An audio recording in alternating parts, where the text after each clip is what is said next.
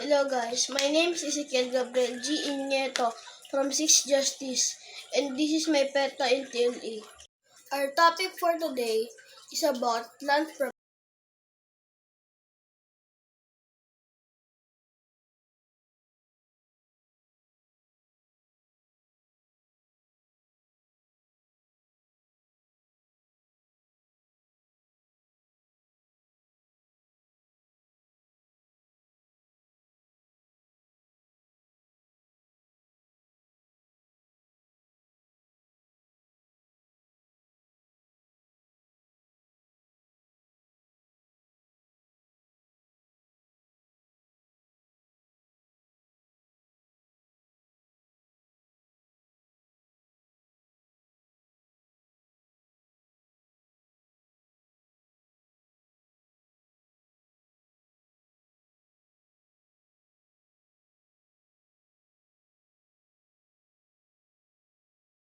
Two parent plants.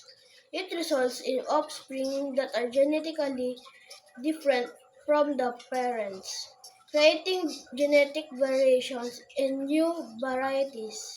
Second, asexual or vegetative propagation. This process uses parts of a single parent plant, such as stems, roots, or leaves, to create new plants. The resulting plants are genetically identical clones of the parent plant, ensuring consistent quality and yield. There are common methods of propagation. First, seed propagation. Planting seeds often used for annual crops like tomatoes, peppers, and lettuce. Second, cuttings. Taking a piece of a stem, leaf, or root and inducing it to grow into a new plant. Third, grafting and budding. Combining a desirable part of one plant or the shown with another or the rootstock to create a new plant with combined characteristics often used for fruit trees. Fourth, division. Separating a clump of plants into smaller individual plants. Fifth, layering. Inducing roots to form on a stem while it is still attached to the parent plant. And last, tissue culture, a laboratory technique where all small pieces of plant tissue are grown in a sterile environment to produce many identical plants. Ang aking napiling plant propagation method ay cutting. Aking napili ay ang pag-cut ng mulberry tree. At ito ang ating kagamitan.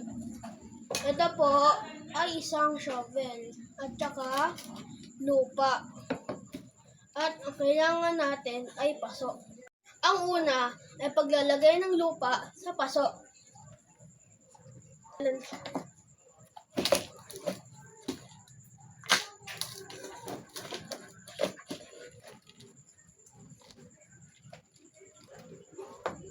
Pangalawa, itutusok natin ang sanga ng mulberry tree sa paso.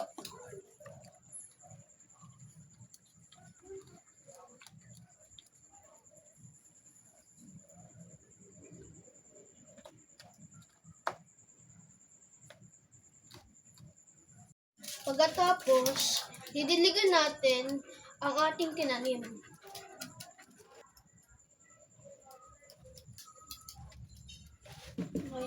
Ngayon, iintayin natin ng ilang araw para tumubo ito. Day 3.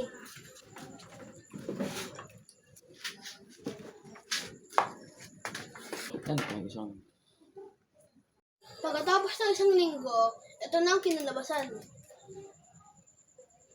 Importance of propagation.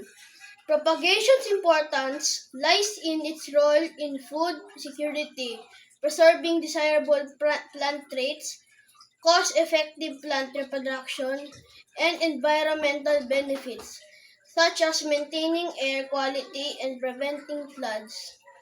Sana po nagustuhan nyo ang aking video presentation. Salamat! Bye-bye!